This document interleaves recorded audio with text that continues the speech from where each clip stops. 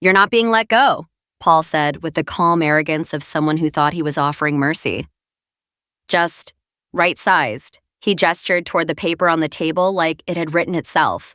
His mouth kept moving, but I stopped listening after salary realignment. I had seen this script before. Only this time, I was the character being written out. The room smelled like fresh carpet and unearned authority. Paul Greer, newly appointed Chief Operating Officer, sat across from me in a tailored suit that still had its tags stitched under the cuff. Beside him was a legal liaison, quiet, unreadable, no HR, no CEO, just two witnesses to a staged performance. "You've done great work," he continued, "but we need to prioritize roles that directly impact growth. Business intelligence, while useful, isn't exactly revenue-facing. You'll still lead reporting, but strategy will be centralized." I said nothing. He took that as agreement. My name is Claire Monroe. For 9 years, I led the business intelligence division at Renova Systems, a mid-sized tech firm that used to value insight over instinct. I didn't run ads. I didn't close deals. I made sure the people who did had the right map in front of them: revenue trends, customer churn predictors, product risk matrices. I built them all, quietly, without spotlight. Most people never saw my work. But they trusted it. They made million-dollar bets based on the dashboards my team designed. Until Paul arrived. He came in fast, handsomely credentialed, with PowerPoint slides full of confidence. He called my reports too detailed, my models over-engineered, and my team a think tank without teeth. Within 3 weeks, he dismantled our integration with marketing, rerouted analytics under operations, and now cut my pay by 40%. The new CEO hadn't questioned it. Paul called it efficiency. I called it something else. As he closed the folder and stood up, he offered one last line. "We know you'll keep delivering, Claire. You're a pro." I smiled politely, stood, and left the room.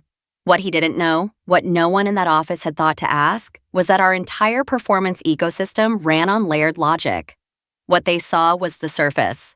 Charts, summaries, clean dashboards. What they didn't see were the nested formulas underneath, the ones I had just revoked before walking into that meeting. Not to crash the system, just to let them see what it looked like without me. The next morning, no one noticed anything had changed. The dashboard still loaded, the KPIs still flickered green, the charts still looked convincing. But the spine of the system, what held those numbers together, was already gone.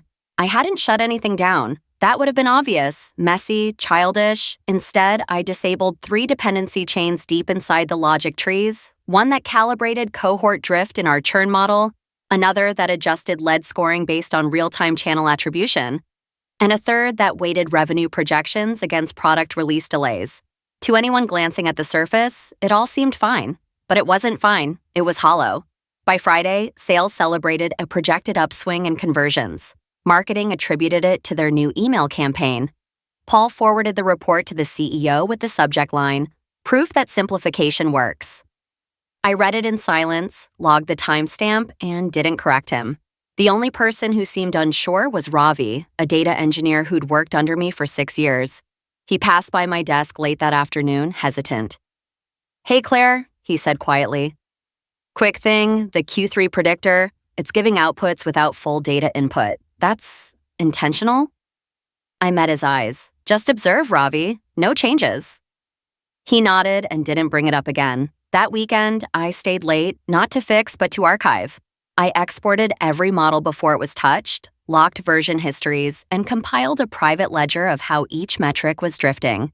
Not wildly, just off by enough to lead someone over time into making a confident mistake. That's the danger of metrics. They don't need to lie loudly.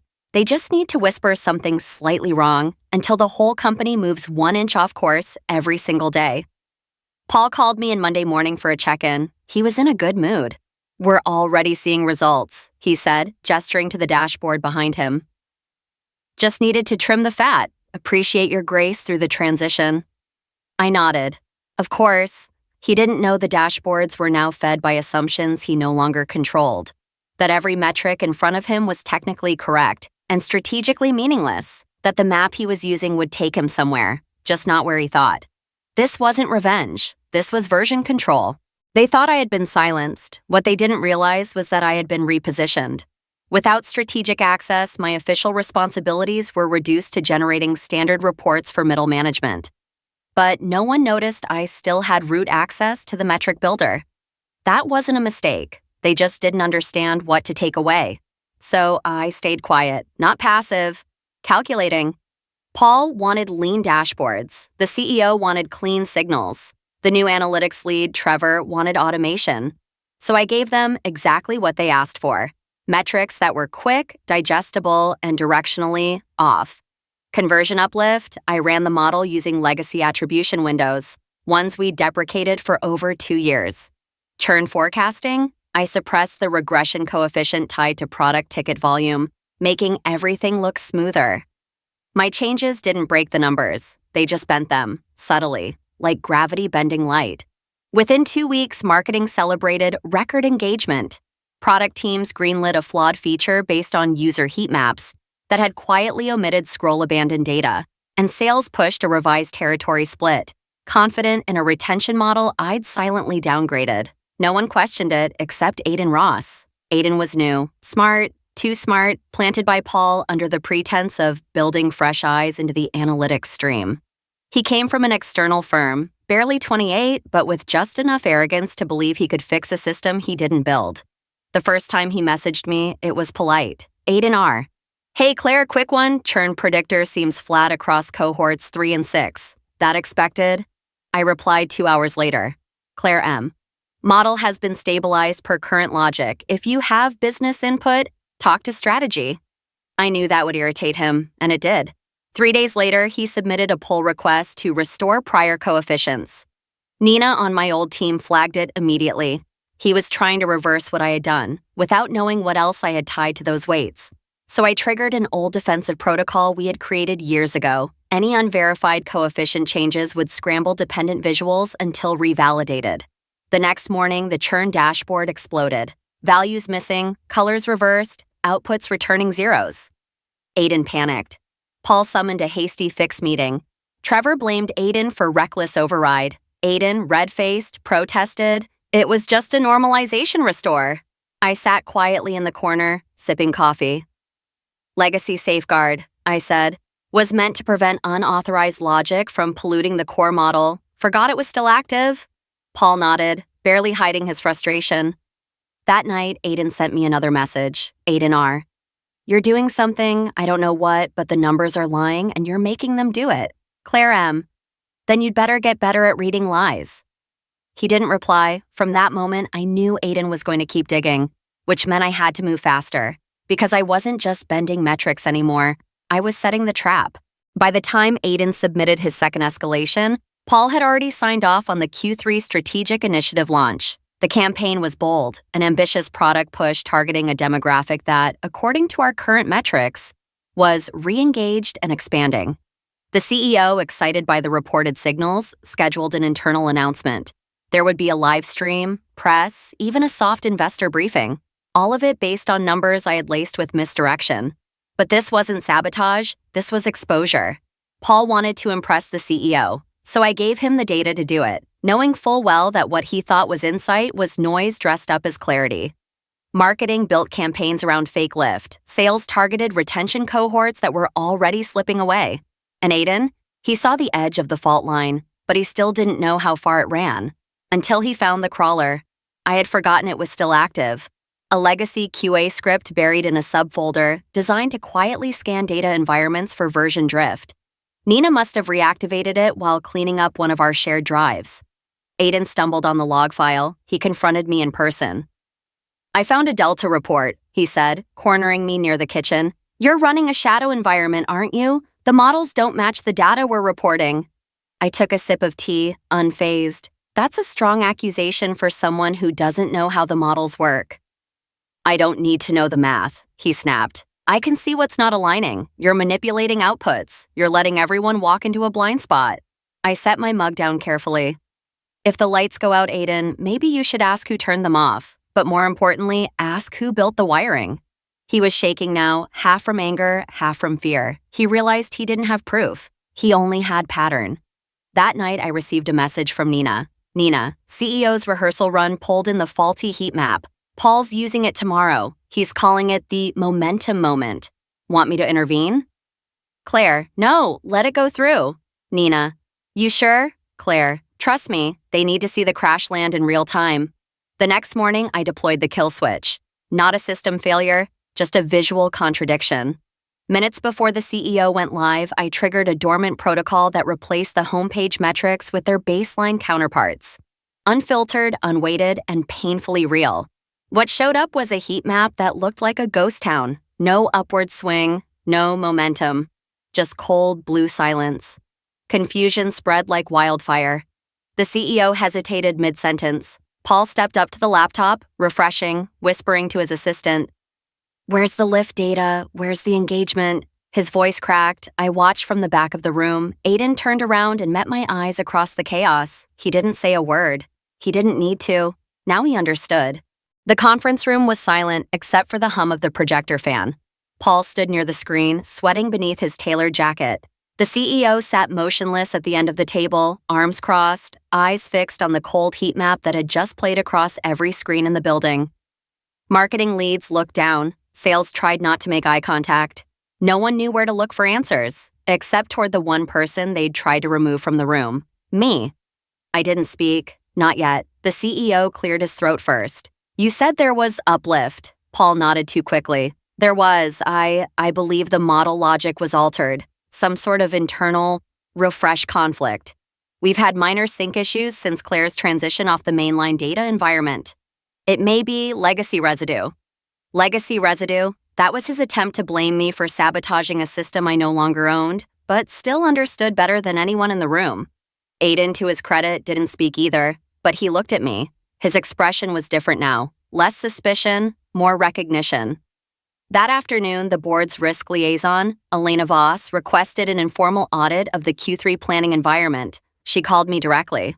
"Claire," she said, "I'm asking as a courtesy. We need a clean read, no agenda." I agreed on one condition, that she didn't tell Paul I was involved. She laughed. "He's too busy rewriting the story to ask the right questions."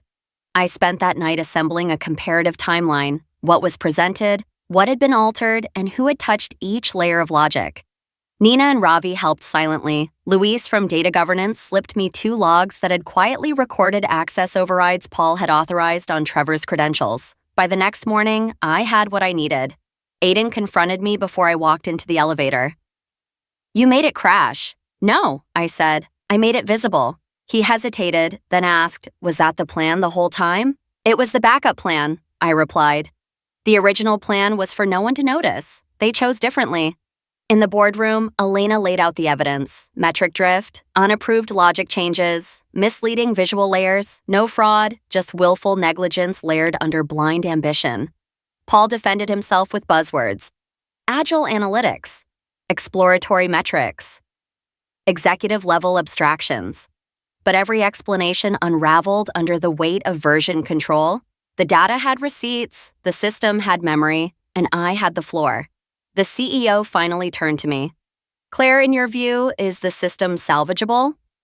"Yes," I said, "but not under hands that treat numbers like theater." He didn't respond.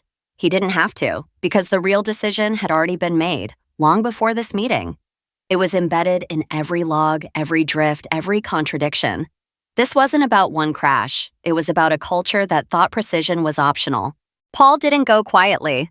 The day after the audit presentation, he summoned a closed-door leadership meeting and opened with a whiteboard sketch titled Reclaiming Narrative. His plan, reposition the data incident as a strategic misfire during transition, reassign blame to systems entropy, and reframe the board's audit as healthy pressure driving modernization. I wasn't invited, but Aiden was, and Aiden recorded it. The audio clip landed in Elena's inbox by midnight. I don't know what she said to the CEO, but by 9 a.m. the next morning, Paul was off the executive distribution list. His access privileges were downgraded, his calendar vanished. No announcement, no memo, just a quiet stripping of influence, like watching paint dissolve in acid. But before he disappeared completely, he tried one more thing. He approached me in the hallway, his voice lower, but no less rehearsed. "Claire, let's be honest. You don't want this mess dragging out. You've made your point. Let's clean this up together. You rebuild the system, I smooth the fallout, and we both keep our reputations intact." I stared at him for a long second. "You didn't just ignore the system," I said. "You bragged about taming it." He blinked. I leaned in slightly. But you never let it, and now it's leading you straight out the door. He smiled, but it didn't reach his eyes. You know, he said, you're not as invisible as you think. I didn't answer. I didn't have to. Because behind him, Aiden was watching, and in his hand was a hard copy, the audit packet, annotated and signed. The next day, Paul formally submitted his resignation to pursue new opportunities. The press release was clinical. Internally, it triggered a flurry of reshuffling. Trevor was reassigned. Aiden was placed under compliance mentorship. Elena took temporary oversight of strategic analytics. And me, I was summoned, not to replace Paul, but to reconstruct what had been destroyed. Not just the dashboards, the trust. I asked for two things: full system autonomy, zero interference until a new baseline was built. They gave me both. As I stepped into the vacant analytics war room, I found Paul's final deck still open on the projector. Slide title, Control the Story. I smiled, then deleted the file, because stories built on fiction collapse. But systems, if designed right, outlast even the ones who try to rewrite them. The room was stripped bare, whiteboards wiped clean, dashboards blank, predictive models offline. This was not a workspace. It was a surgical table. The day after Paul's resignation, I walked into the analytics command room not as a returning hero, but as a systems architect, reclaiming what had been mutilated. I wasn't alone. Nina and Ravi were already there, sleeves rolled, eyes tired. Aiden came in late, carrying 2 folders and the same silent expression he wore during Paul's final week. Equal parts determined and ashamed. We didn't shake hands. We didn't debrief. We just opened the files and started cutting. Every dashboard Paul's team had touched was decommissioned.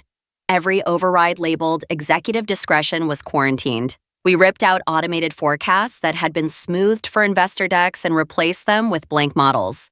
We didn't care if the board panicked. They already had. What they needed now was a foundation, not reassurance. I wrote one rule across the main screen. If it doesn't trace, it doesn't stay. No hidden weights, no proxy metrics, no directional optimism.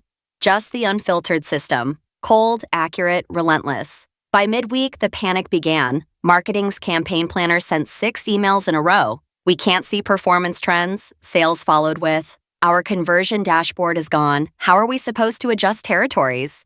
Even legal chimed in, we need historical data to validate compliance language in vendor SLAs. I responded with one sentence. The system you trusted was a lie. We're giving you the truth, but the truth takes time. No one replied. On day 4, a request came from Lila Dawson at Riven Equity. She didn't ask for a meeting. She asked for a chair. She sat in silence as Ravi walked her through the rebuild sequence. Version drift mapping, validation flags, confidence scoring. Nina outlined how we had restructured the revenue signal chain, reconnecting it to actual cohort activity, not inferred sentiment. Aiden cautiously presented the new cross-check protocol, a watchdog layer that would flag any metric moving out of alignment without source justification. At the end, Lila didn't ask a question. She just said, this time, don't let them touch it. I didn't promise, because I wouldn't be there to protect it forever. That night, the CEO requested a private call. I know this isn't how you imagined returning, he said, his voice lighter now. But we want to make it permanent. Strategic intelligence officer, full autonomy. You pick your budget, your people. It was generous. It was smart. It was what I would have dreamed of. 2 years ago, I'll think about it, I said. But I already knew the answer. I wasn't here to run a department. I was here to end the need for departments that depended on individuals to keep systems honest. If I did this right, the system wouldn't need me. It would remember what was done to it, and it would defend itself. By the end of the 2nd week, the system had begun speaking for itself. Not in numbers, not in dashboards, but in silence. When an unapproved logic patch was pushed by someone in legal, trying to fast-track contract summaries, the system blocked it. Not with an error, with a warning, integrity threshold exceeded. Override requires cross-verification. That rule didn't exist before. Aiden had written it 3 days earlier. The shift was subtle, but undeniable. For the first time, the system wasn't just mirroring leadership. It was resisting it, politely, but firmly, based on the logic we had designed together. Nina built a rule set that detected emotional weighting in forecasts.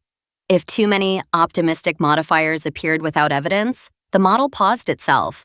Ravi implemented an access hierarchy where metric inputs required paired attribution. If someone touched a number, their name would be embedded into the cell and couldn't be removed. Ever. What we were building wasn't a tool, it was a memory. And Paul, he had been gone for 10 days. No one asked where he went, no one tried to defend him anymore. The narrative had turned. His name was now shorthand for overconfidence without comprehension. Internally, the phrase Paul-proofing became a running joke, designing things so even ego couldn't distort them. But jokes fade. What doesn't fade is responsibility. And that's why I finally called the CEO back. We met in the same room where Paul once showed fake uplift metrics to a round of forced applause. This time, there was no performance. Just two people, a cup of coffee, and the quiet hum of a restored system ticking in the background. "I appreciate the offer," I said. "But no." He nodded slowly. "Can I ask why?" "Because this was never about power," I replied. "It was about making sure the truth doesn't depend on one person to be visible, not even me." He leaned back in his chair thinking, "And if things drift again?" I smiled. "Then the system will tell you, loudly." That afternoon, I gathered my team. "I'm stepping away," I told them, "not because I'm finished, because now you know how to finish without me." Nina didn't protest. She just looked down, then said, "We'll protect it." Ravi nodded. "And if someone tries to pull another Paul," Aiden grinned, "they'll have to get through us first." I walked out of the building without a badge, without a title, without a speech. No farewell lunch, no photo op, just a clean departure from a place that had finally learned what integrity sounds like when it speaks through code. As I passed the main screen in the lobby, the new default dashboard caught my eye. It displayed only 3 metrics: trust, stability, source trace. Each showed a simple number. 100%. I didn't build that dashboard, but the system knew what to show me on the way out. And sometimes, that's the best legacy you can leave. A system that remembers exactly what you taught it, even after you're gone. I thought leaving would feel heavier, but the day I stepped away, the weight wasn't on me anymore. It had transferred into code, process, and culture. The people who remained didn't ask where I went. They asked what to protect, and that was enough. For weeks, I didn't check in. No dashboards, no late-night logs. I let it be. I went back to quiet work, consulting for nonprofits, volunteering at community data clinics, even teaching a short seminar at a local college titled How Not to Lie with Numbers. It was cathartic, but also unsettling. I wasn't sure if I missed the pressure or just the clarity it forced. Then, one Monday morning, an email found me. Short, clean, no flattery, from Lila Dawson, subject pattern recognition. "Claire, I'm tracking a client with early-stage metric drift. Top line looks too smooth. Inputs can't be traced. Everyone's celebrating, but no one knows why. I don't want you to clean it up. I want you to make sure the system stops it from happening again. Will you build it with me?" Lila. I read it twice, then opened the attached data snapshot. She wasn't exaggerating. The company was a rising logistics startup. Rapid expansion, investor hype, dashboards designed to impress. They had growth graphs, but no version logs. Uplift metrics with no cohort tags. Their churn predictor was manual override enabled by default. That sentence alone made my spine tighten. They weren't broken yet, but they were in freefall and didn't know it. I wrote back that afternoon. "Yes, on one condition, we never name it after anyone." Lila responded 10 minutes later. "Agreed, let's build something that says no, even when the people say yes too quickly." When I arrived at the client's office, no one knew who I was. There were no internal emails announcing my arrival. I asked Lila to keep it that way. The less attention, the better. The first week, I watched. I asked questions like a new hire, shadowed meetings, read documentation. Every time someone mentioned a metric, I asked where it came from. When they answered marketing, I asked for the model. When they said BI team, I asked for the audit trail. That's when they stopped answering. By day 10, I started sketching a new architecture. Not a product, not a framework, a filtration layer, something that would sit between raw data and decision, not to filter truth, but to slow assumptions. The first rule I wrote was, no output without contradiction logs. In other words, if a forecast looked too clean, the system would automatically present 3 alternative scenarios built from slightly different assumptions, not to confuse, to force thinking. Sophia, a senior engineer on the client side, challenged it. "Won't that create doubt?" "Yes," I said. "Good, we want doubt. That's what protects the truth." She didn't argue again. We called it the integrity layer. Not Claire's layer, not Lila's model, no one's name attached. Just a system designed to push back the moment confidence came without citation. I didn't want credit. I wanted survival. Of the data, of the truth, of the people who'd one day rely on what it said. I never returned to Harwin, but the echoes did. An email forwarded from someone I hadn't spoken to in over a year. Subject line, Legacy Knowledge Risk. It was from an external audit report. The summary read, core reporting failures stem not from system breakdown, but from removal of a non-redundant institutional logic. That was their way of saying they erased something they didn't know was load-bearing, and they paid for it, not with lawsuits, not with scandal, but with uncertainty. With reports no one trusted, with meetings that produced noise but no clarity, with metrics that looked clean and meant nothing. I didn't need revenge. I had already built something better. At the new company, I started small. Not with dashboards, with relationships, with people who had been left out of previous systems because they didn't present well in meetings. People who carried insight without polish. Who knew what the data meant but had never been invited to explain it. We met weekly, no slides, no agendas. We talked about what was missing, not in the numbers, but in the way companies treated those who carried the numbers quietly. One day, after a session, a soft-spoken data engineer waited until the room was nearly empty. She handed me a folded note. Just one line. You reminded me that clarity doesn't have to compete with noise. I kept that note, not because I needed to be thanked, but because I knew exactly what she meant. In my final years at Harwin, I had been made to feel like precision was burdensome. That context was an inconvenience. That quiet competence was something to flatten in the name of speed. But speed collapses when structure is hollow, and structure doesn't come from systems. It comes from the people who know how to hold tension without letting it snap. That was never written into any job description. It was never measured on a quarterly chart. But when it disappeared, they felt it, and that was enough.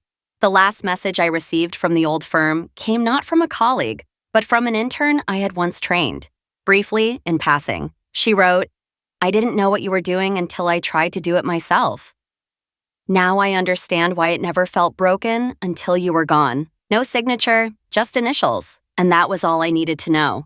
That maybe the true legacy isn't the system you built, or the title you held, or the salary they reduced. It's the quiet moment someone realizes you were the reason things made sense. And that by the time they understand what you carried, you've already gone somewhere that never asked you to carry it alone.